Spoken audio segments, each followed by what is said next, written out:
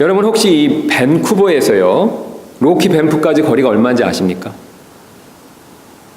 예, 대략 제가 찾아보니까요, 뭐 갔다 왔는데 제가 정확히인지 아는 것은 아니지만 찾아보니까 한 830km 정도 된다고 합니다. 그런데 오늘 이 흥미로운 사실은요, 지금 야곱이 가고자 하는 베델에서요, 지금 베델에서 출발해서 하란까지의 거리가 딱 정확히 이 정도 되는 거리라고 합니다. 흥미롭지 않습니까? 예. 밴쿠버에서 로키 밴프까지의 거리가 딱 지금 베델에서 하란까지라는 거죠. 지금 우리 상황으로 말씀드린다면 지금 야곱은요, 걸어서 밴프까지 가려고 한다는 것이죠. 그러니까 얼마나 먼 거리를 가려고 하는지 좀 우리가 감이 잡히지 않습니까? 그래서 야곱의 여정은 지금 자신의 집인 지금 브엘세바를 떠나서 지금 베델을 거쳐서 하란으로 가는 그런 여정으로 지금 여행을 하고 있죠. 지금 우리가 앞에서 읽었던 말씀 그대로 브엘세바를 떠날 때 지금 이삭은 이렇게 이 야곱을 잘 가라고 배웅해 주는 모습을 우리가 앞에 말씀을 통해서 읽은 적이 있었습니다. 그래서 6절 말씀 한번 다시 보시면 이삭이 야곱을 이렇게 잘 배웅해 주고 있지 않습니까? 에서가 보니 이삭이 야곱을 축복하고 그를 밧담 아람으로 보내어 거기서 아내를 취하게 하며 또 그를 축복하고 그에게 명하여 이르기를 너는 가나안의 딸들 중에서 아내를 취하지 말라 하였고. 어떻습니까? 지금 우리가 앞에서 살펴봤던 27장하고는 약간 좀 분위기가 다르지 않습니까? 예, 사실 이삭은요, 야곱이 자신을 속이고 장자의 축복권을 뺏어간 것에 대해서 경로를 했었죠. 그래서 앞에 한번 보시면 27장 33절 되겠습니다. 이삭이 몹시 심하게 떨며 이르되 누구라고? 사냥한 고기를 취해 내게 가져온 자는 어디 있느냐? 예, 지금 이삭의 반응이 어떻습니까? 속았다는 사실에 대해서 어떻죠? 몹시 심하게 떨었다. 상당히 화가 난 모습을 보여주고 있죠. 자, 그런데 오늘 야곱을 떠나보내는 이삭은 어떻습니까? 그런 화가, 그런 분노가 좀 누그러진 모습을 보여주고 있으면서 오히려 어떻습니까? 예, 이제 야곱을 잘 가라고 이렇게 축복해주는 모습을 보여주고 있습니다. 아마 이삭이 하나님께서 야곱에게 원래 이 장자권을 주시기로 정하셨다라는 것을 이제 확실하게 인정하고 그것을 믿음으로 분명하게 받아들이고 오히려 이렇게 지금 야곱을 잘 축복해서 보내는 그런 모습을 지금 보여주고 있습니다. 또 야곱을 지금 떠나보낼 때요, 리브가는 어떻겠습니까? 아마 제 생각에는 울었을 것 같습니다. 일단 지금 리브가가 이런 사건이 일어난 것 자체에 대해서 슬프게 여기고 있죠. 우리 앞에 다시 한번 보시면 27장 45절 보면 리브가가 좀 슬프게 여기는 모습을 보여주고 있지 않습니까? 내 형의 분노가 너를 떠나 없어지고 내가 그에게 행한 것을 그가 잊어버리거든 그때 내가 사람을 보내어 너를 거기서 불러오리라.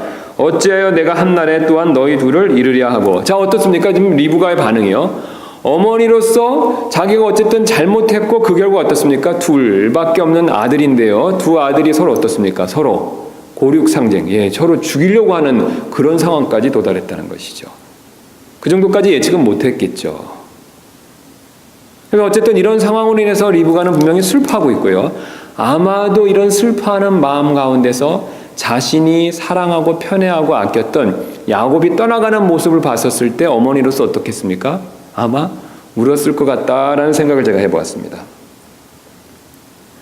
또 지금 에서는요, 떠나보내는 야곱의 등 뒤에서 어떻습니까? 복수의 칼을 갈고 있는 모습을 보여주고 있지 않습니까? 그래서 27장 41절 한번 다시 보시면 자기 아버지가 야곱을 축복할 때 말한 그 축복으로 인해 에서가 그를 미워하여 마음속으로 이르기를 내 아버지로 인해 애곡할 날들이 가까우니 그때 내가 내 동생 야곱을 죽이리라 하거늘. 어떻습니까? 지금 복수의 칼날을 갈고 있죠. 곧 죽이겠다 이렇게 생각을 하고 있습니다.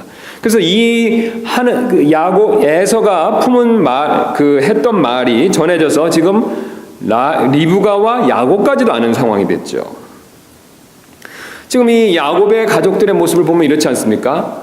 지금 야곱을 떠나보내는 아버지 이삭은요 이렇게 축복을 해주고 있고 어머니는 울고 있고 에서는 어떻습니까? 화를 내고 있죠.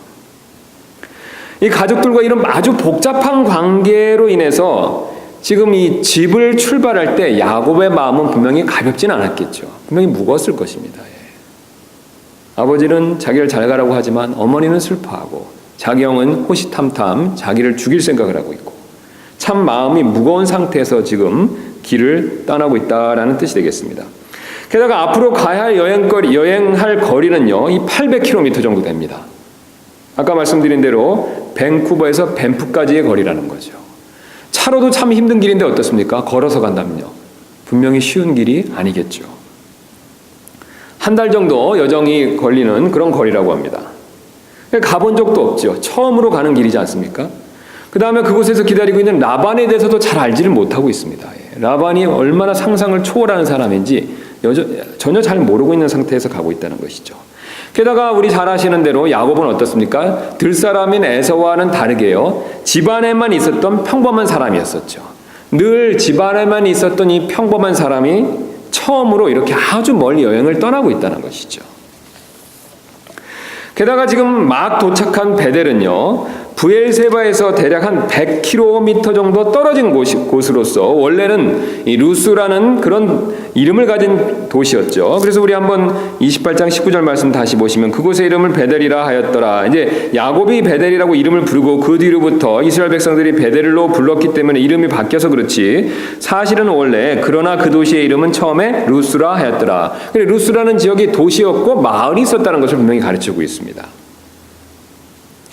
그래서 우리가 야곱의 원래 집이었던 이삭의 집이었던 브엘세바에서요, 루스까지는 보통 한 이틀 정도 거리라고 합니다. 100km 정도이기 때문에 한 이틀 정도 걸리는데요, 야곱이 지금 이것을 봤었을 때 브엘세바를 떠나서 베델에 도착한 것은 하루나 이틀 정도밖에 걸리지 않았다라는 것을 가르쳐주고 있죠.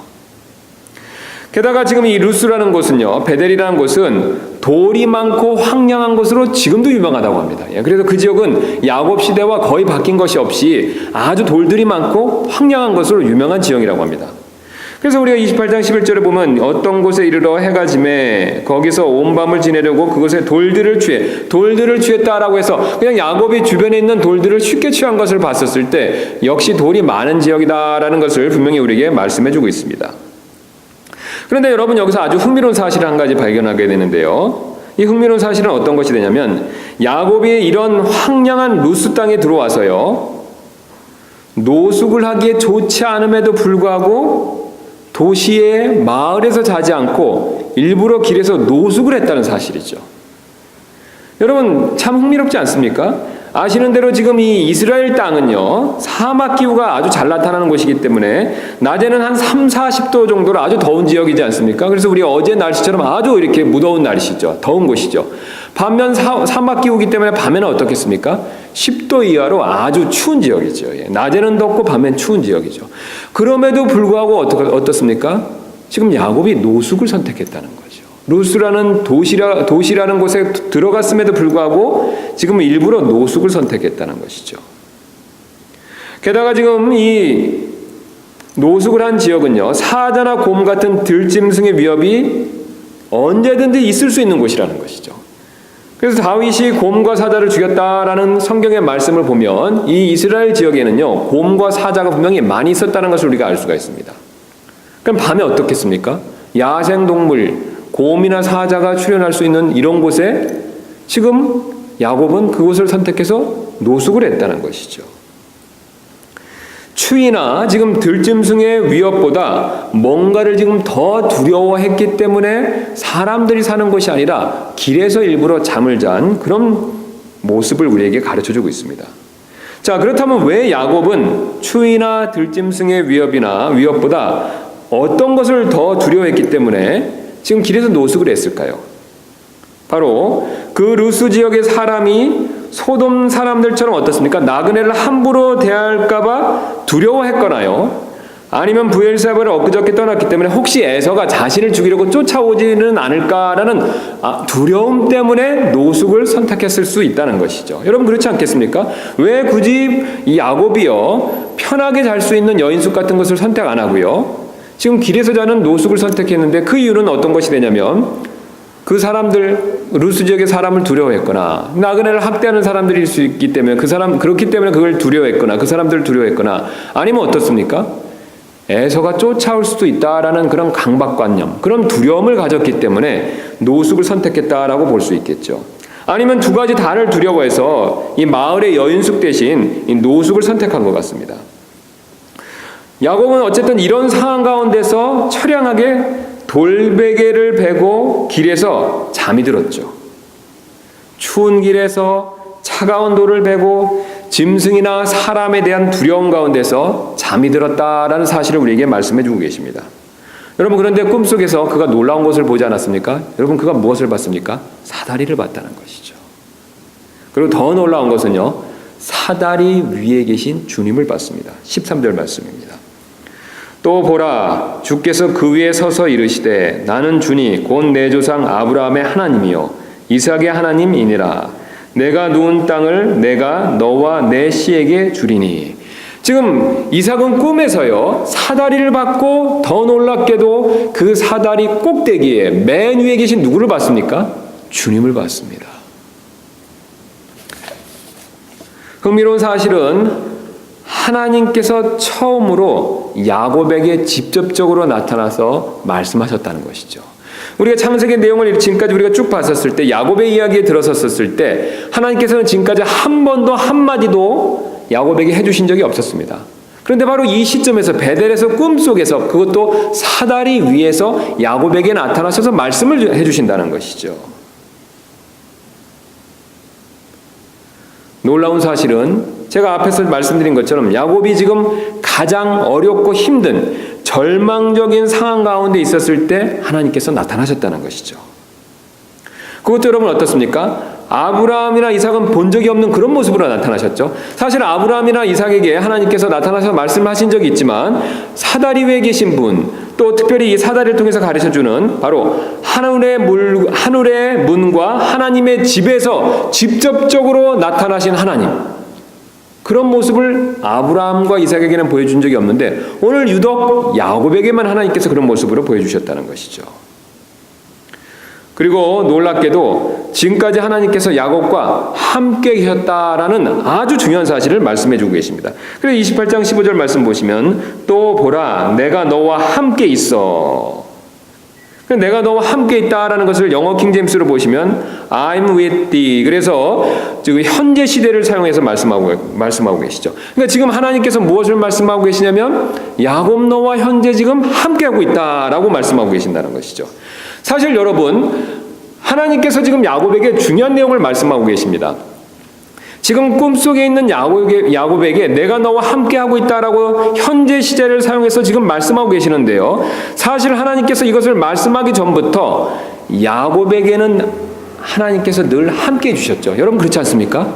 지금 이 시점에서만 하나님이 함께해 주시는 것이 아니라 사실 그 전부터 하나님께서는 야곱과 함께해 주셨다는 것이죠.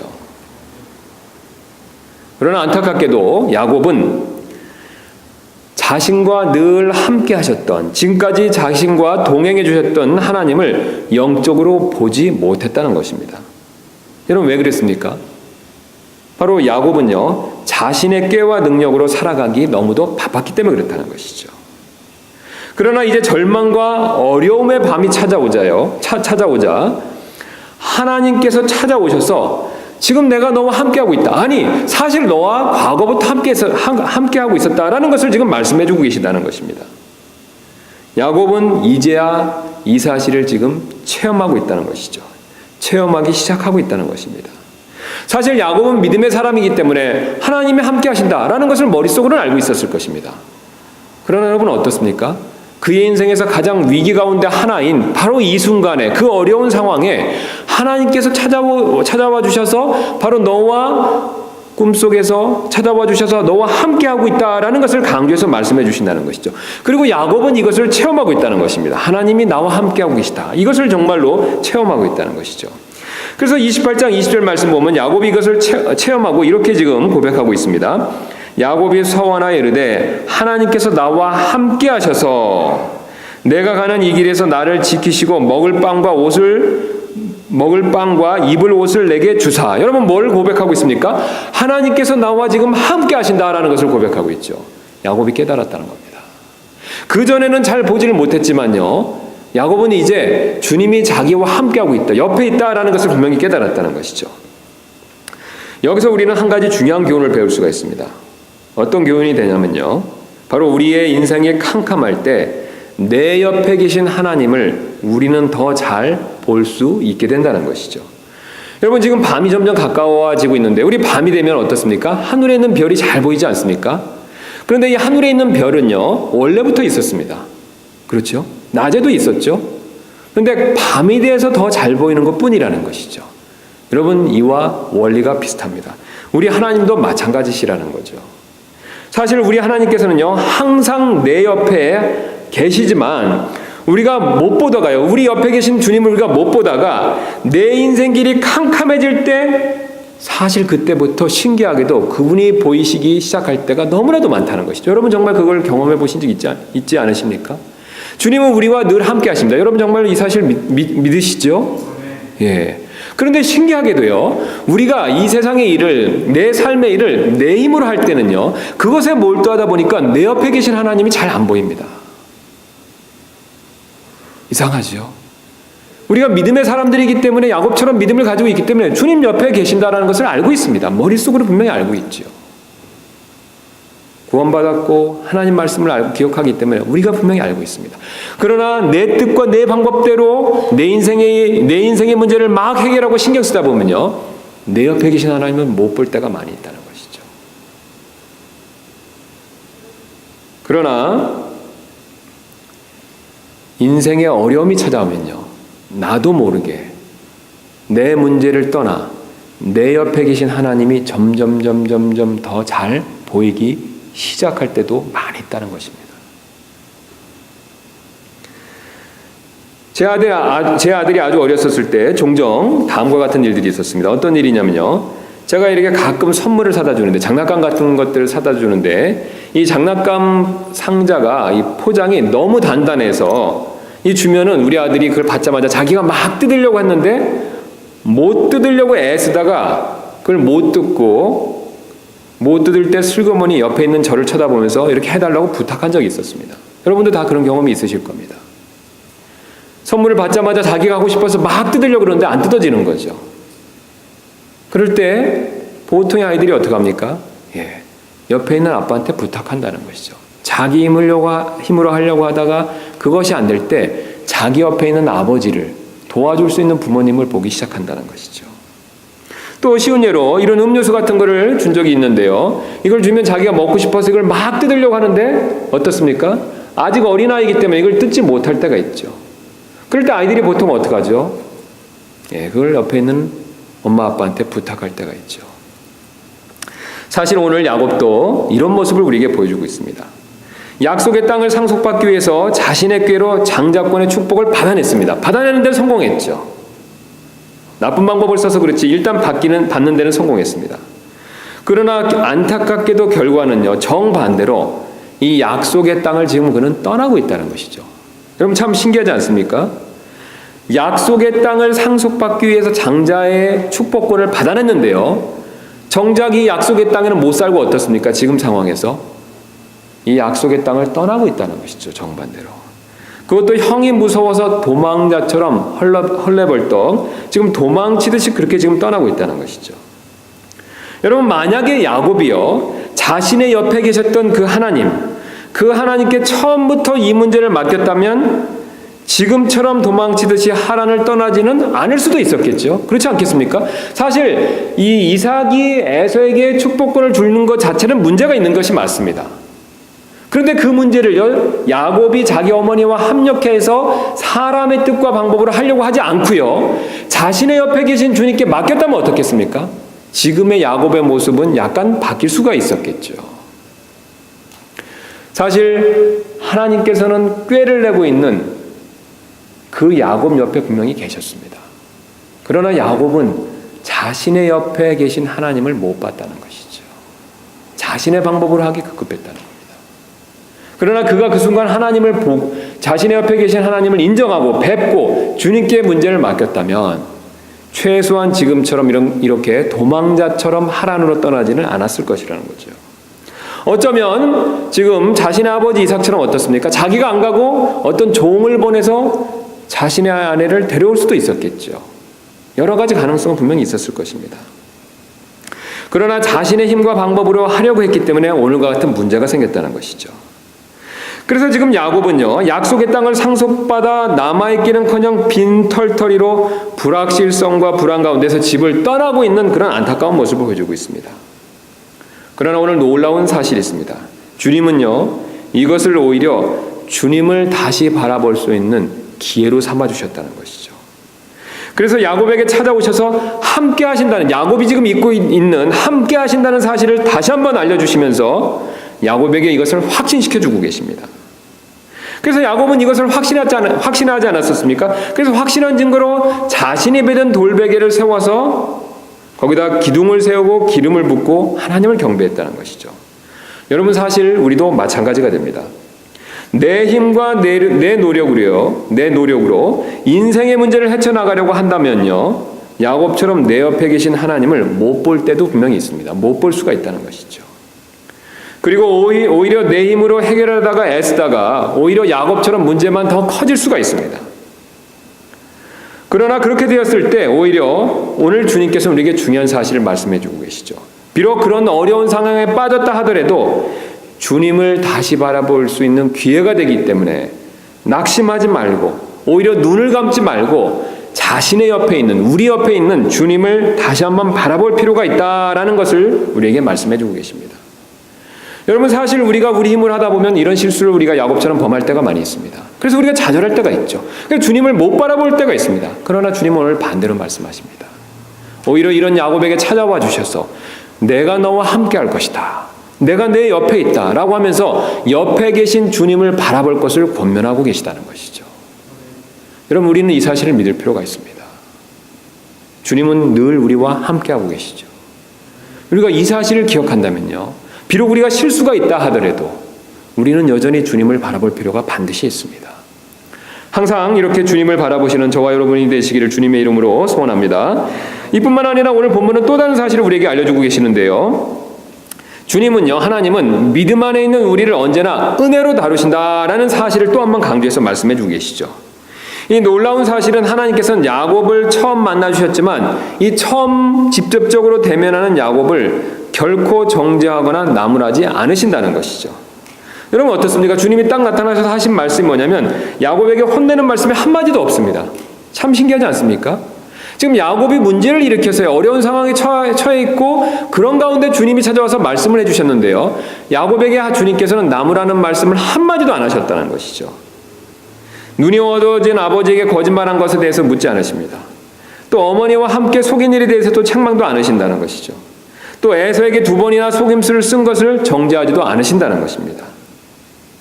심지어는 하나님의 이름 팔고 거짓말한 것조차도 어떻습니까? 주님은 그것에 대해서 아무런 문책도 하지 않으신다는 것이죠. 하나님께서는 지금까지 아브라함이나 이삭과 오늘 야곱까지 그들이 실수와 잘못을 했음에도 불구하고 진노하거나 매로 다스리시지 않는 모습을 보여주고 있습니다. 지금 야곱이 분명히 앞의 사건을 통해서 실수하고 잘못을 한 것이 맞습니다. 또 이삭도 잘못한 것이 맞죠. 더 나아가서 어떻습니까? 아브라함도 잘못한 적이 있습니다. 실수한 것을 우리가 분명히 확인해 본 적이 있습니다. 그런데 매번 이들이 실수하고 잘못했을 때마다요, 하나님은 진노나 매로 그들을 다루시지 않았다는 것이죠. 오히려 은혜의 방법으로 계속해서 다루시는 모습을 보여주고 있습니다. 여러분, 왜 하나님께서 이런 방법으로 그들을 다루시고 계시겠습니까? 바로 이들이 믿고 또 우리가 믿고 있는 장차 오실 예수 그리스도의 공로 때문이지 않습니까? 오늘 하나님께서 그 사실을 야곱에게 사다리를 보여주시는 것을 통해서 우리에게 알려주고 계시죠.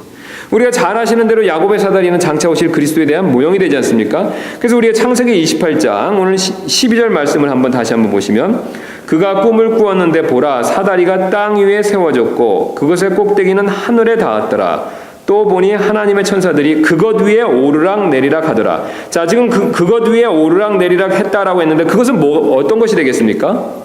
사다리가 되죠. 그러니까 하나님의 천사들이 사다리 위에서 오르락 내리락 하더라, 이렇게 말씀하시는 게 되죠. 자, 예수님께서 이것을 이용하셔서 지금 그것이 자신에 대한 모형이었다라는 것을 보여주셨는데요, 우리 잘 아시는 대로 요한복음 1장 51절 말씀 가서 확인해 보도록 하겠습니다. 요한복음 1장 51절 되겠습니다.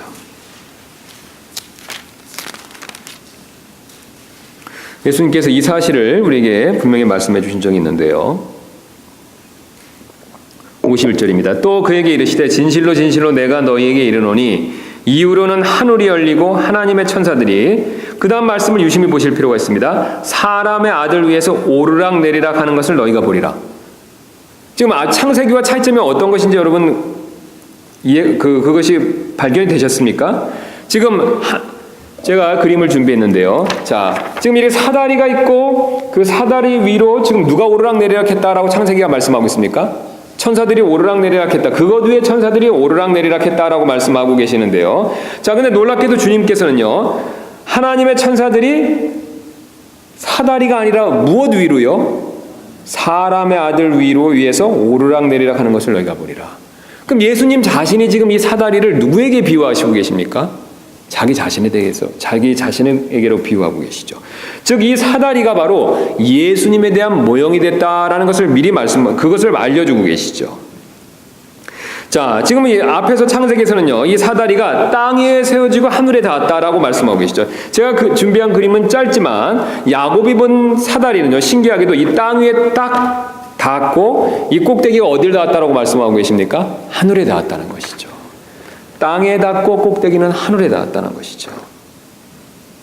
사실 이것을 우리가 잘 아시는 대로 예수님이 스스로 말씀하신 것처럼 예수님만이 유일하게 하늘에 올라갈 수 있는 길이 된다라는 사실을 우리에게 분명히 보여주고 계시죠. 그래서 우리가 잘 아시는 대로 요한복음 14장 6절에서 예수님 이렇게 말씀하시지 않았습니까? 예수님께서 그에게 이르시되 내가 곧 길이요 진리요 생명이니 나를 통하지 않고는 아무도 아버지께 오지 못하느니라. 자, 우리가 하늘로 올라가는 일이 필요한데요, 이 하늘로 올라가기 위해서는 우리 힘으로 못 가는데 바로 누가 사다리 역할을 해주신다는 겁니까? 예수님 자신이 사다리 역할을 해주신다는 것이죠.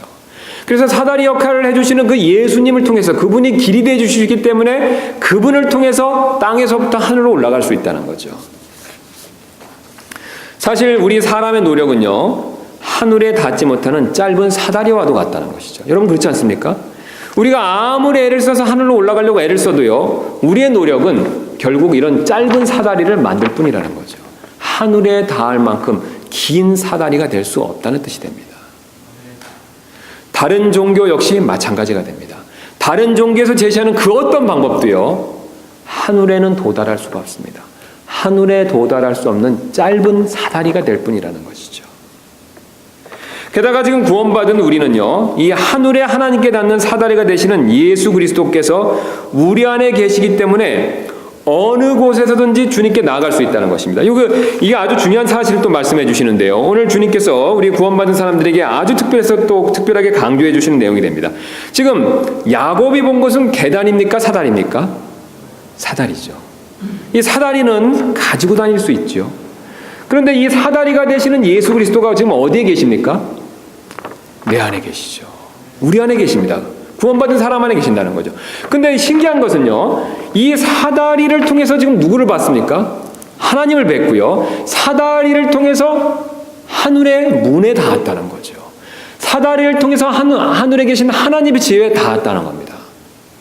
지금 야곱이 땅에서부터 놓여있는 이 사다리를 쭉 봤더니 그 끝에 계신 누굴 봤습니까? 주님을 바라봤다는 겁니다. 주님을 볼 수 있었다는 것이죠. 또 땅에 놓여있는 이 사다리를 쭉 봤더니 하늘의 문을 봤다는 거죠. 또 땅에 있는 사다리를 쭉 봤더니 하늘에 있는 하나님의 집을 봤다는 겁니다. 여러분, 이 사다리가 바로 하나님이 계신 하늘, 하나님의 집의 문, 바로 하나님 그분을 뵐 수 있는 방법, 그 길이 된다는 것이죠. 그런데 놀랍게도 그 길이 되신 예수 그리스도께서 우리 안에 계시기 때문에 사실 우리가 언제든지 어느 곳에든지 이제는 주님을 바라볼 수 있게 됐다는 것이죠. 여러분, 얼마나 놀라운 사실입니까? 사실 이게 바로 예수님께서 말씀하신 자신이 성전보다 크다는 이유가 됩니다. 여러분, 성전은요, 지금 우리 예배당 같이 이런 건물이기 때문에 딱 그곳에 고정되어 있지 않습니까? 그래서 하나님을 구약시대에 뵈려면 어디로 가야 됩니까? 성전을 무조건 가야 된다는 거죠. 지금이 만약 구약시대면요, 이슬람교처럼 우리도 어떻습니까? 구약시대면요, 비행기 타고라도 예루살렘으로 가야 된다는 거죠. 그러나 놀랍게도 우리 주님께서, 사다리 역할을 해주시는 주님께서 이제는 성령님을 통해서 우리 안에 계십니다. 그래서 우리 안에 계시기 때문에요. 지금 은혜의 시대에 우리 안에 계신 예수 그리스도를 통해서 우리가 마음만 활짝 열면요, 우리가 있는 이 장소에서 언제든지 어디에 도달할 수 있습니까? 하나님이 계신 하늘문에, 하늘의 집에 하나님께 도달할 수 있다는 것이죠. 그래서 히브리서 기자는 이 사실을 은혜의 왕자 앞에 담대히 우리가 나갈 수 있다라고 그것을 우리에게 가르쳐주고 계시다는 것이죠. 여러분, 얼마나 이게 놀라운 큰 축복이 됩니까? 우리 주님께서는 여기도 계시지만요, 우리 마음 안에도 계십니다. 그래서 우리가 마음만 활짝 연다면요, 우리 주님께서, 예수 그리스도께서 사다리 역할을 해주셔서 은혜의 왕자에 계신 주님께 언제든지 우리가 자유롭게 나갈 수 있다는 것이죠. 이게 놀라운 큰 복이 됩니다. 우리 신약시대 성도들에게 주시는 큰 축복이 된다는 것이죠. 그래서 우리가 언제든지 주님께 늘 나아가서 주님을 예배하고 경배할 수 있다는 것이죠. 그래서 여러분 가운데 혹시 만약에 예배에 꼭 참석하지 못하실 일이 계시다면 각자 있는 처소에서 주님께 나가서 경배하고 예배드릴 수 있습니다. 물론 그것을 빌미로 해서 예배당에 참석해서 교회가 함께 예배드리는 일에 게을리해서는 안 되겠죠. 그러나 주님은 언제든지 우리가 있는 곳에서 주님을 찾아뵙고 만날 수 있는 그런 특권을 우리에게 허락해 주셨다는 겁니다. 이제 마지막 교훈을 살펴보고 말씀을 마치도록 하겠습니다. 이 마지막 교훈은요, 바로 하나님은요, 앞서서 늘 일하신다는 사실이 됩니다. 우리 하나님께서는 우리의 문제를 늘 돕는 분이 되십니다. 여러분, 이 사실 정말 믿으십니까? 사실 문제는 우리가 일으킵니다. 여러분, 그렇죠? 문제 해결은 누가 해주십니까? 주님이 해결해 주십니다. 오늘 야곱도 그렇지 않았습니까? 문제는 야곱이 일으켰죠. 근데 이 문제 해결은 누가 해주고 계십니까? 주님이 해결해 주고 계시죠. 그런데 더 놀라운 사실은요, 우리의 문제를 도우시기 위해서 일이 터졌다 하면 현재만 주님은 일하시는 것이 아닙니다. 앞장서서 미리 모든 것을 아시고 미리 역사하시고 일하신다는 것이죠. 즉, 문제가 생길 것을 미리 하시고 앞서서 일하시는 분이 된다라는 뜻이 되겠습니다. 그래서 오늘 야곱의 일도 미리 앞서서 일해 주신다는 것을 약속해 주고 계시죠. 그래서 28장 우리 15절 다시 한번 가서 보도록 하겠습니다.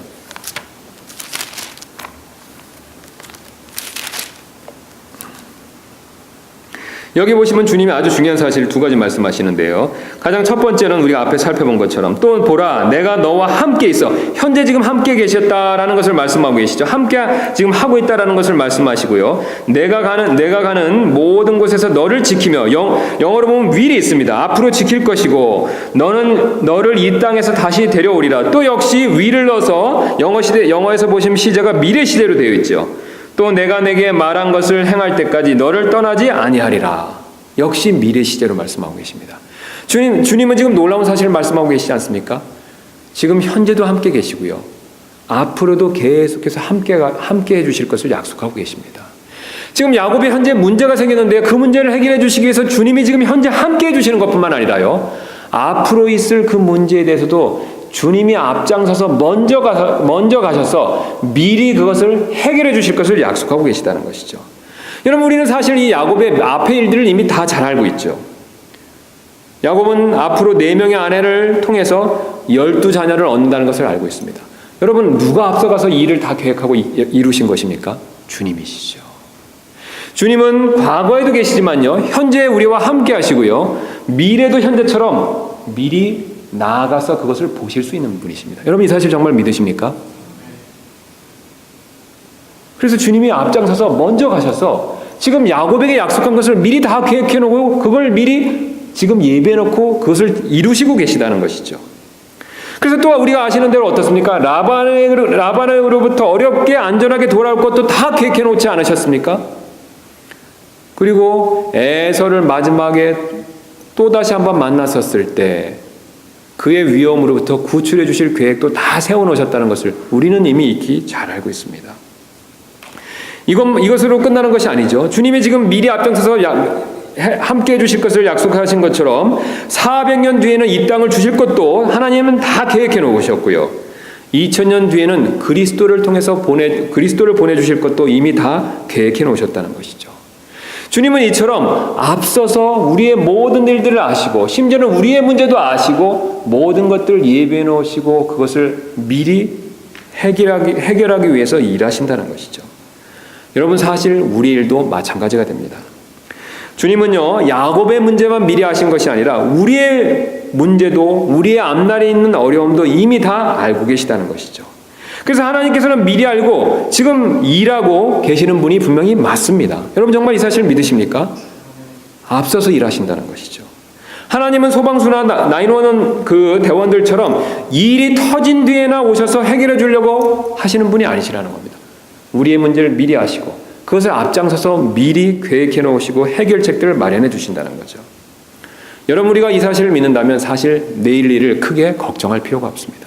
우리는 내일 일을 준비하는 것이 필요하지만 내일 일을 크게 염려할 필요는 없다라는 뜻으로 제가 그것을 지금 말씀드립니다. 여러분 왜 그렇습니까? 주님이 앞장서서 우리의 모든 문제를 지금 해결해 주시고 일하고 계시기 때문에 그렇다는 것이죠. 또 우리가 내년 일도 염려할 필요가 없습니다. 여러분 왜 그렇습니까? 하나님께서 역시 미리 아시고 다 준비하고 일하고 계시기 때문에 그렇다는 것이죠. 또 다음 주에 있을 어떤 직장의 문제 일, 내가 결정 내려야 될 어떤 중요한 일들, 사실 우리는 미리 걱정하고 염려하지만 그럴 필요가 없습니다. 여러분 왜 그렇습니까? 주님이 앞장서서 모든 일들을 함께 해주시고 그 일을 위해서 먼저 일하고 계시기 때문에 그렇다는 것이죠. 야곱의 일을 앞장서서 이루신 하나님께서 우리의 일도 앞장서서 이루실 것을 잠언 3장 6절에서 이렇게 약속해주고 계십니다. 내 마음을 다하여 주를 신뢰하고 내 자신의 명철을 의지하지 말지어다. 내 모든 길에서 그분을 인정하라. 그리하면 그분께서 내 행로들을 지도하시리라. 여러분 지금 무엇을 말씀하고 계십니까? 내 모든 길에서 그분을 인정하라는 거죠. 여러분 왜 그렇습니까? 주님을 앞서서 일하시기 때문에 그렇다는 거죠. 우리가 그분을 인정하면요, 그분께서 우리의 행로들을, 앞에 계신 그분께서 우리의 행로들을 이끌어 주시고 지도할 것을 약속하고 계시다는 것이죠. 야곱은 하나님처럼 앞일을 알 수 없었기 때문에 현재 닥친 일에 거짓말까지 하면서 임기응변으로 해결하려고 참 애를 많이 썼었죠. 여러분 사실 왜 야곱이 지금 이렇게 거짓말까지 했습니까? 문제가 닥치자 이걸 어떻게든지 해결해 보려고 애썼기 때문에 그렇다는 것이죠. 그러나 우리 주님께서는 이런 방법으로 일하시지 않으십니다.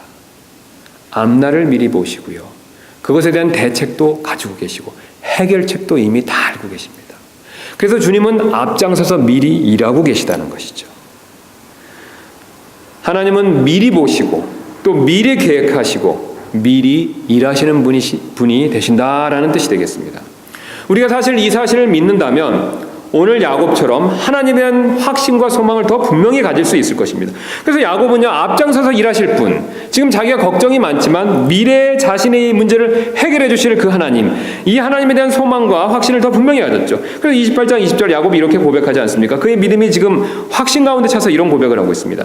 야곱이 서원하여 이르되 하나님께서 나와 함께 하셔서 내가 가는 이 길에서 나를 지키시고 먹을 빵과 입을 옷을 내게 주사 내가 평안히 내 아버지 집으로 되돌아오게 하시면 주께서 나의 하나님이 되시고 내가 기둥으로 세운 이 돌이 하나님의 집이 되며 하나님께서 내게 주실 모든 것에서 10분의 1을 내가 반드시 하나님께 드리겠나이다 하였더라. 여러분 믿음이 전혀 약해서 거짓말하던 야곱이 어떻습니까? 주님 앞에 이런 믿음의 고백을 할 수 있을 만큼 변했다는 것이죠. 야곱이 어떻게 이런 믿음의 고백을 할 수 있었겠습니까? 자신의 삶의 문제에 있어서 앞에서 함께 하시면서 미리 가셔서 도와주실 그 주님을 그는 신뢰했기 때문이라는 것이죠. 그래서 우리가 어려운 일이 있었을 때 사실 주님을 바라보실 필요가 있습니다.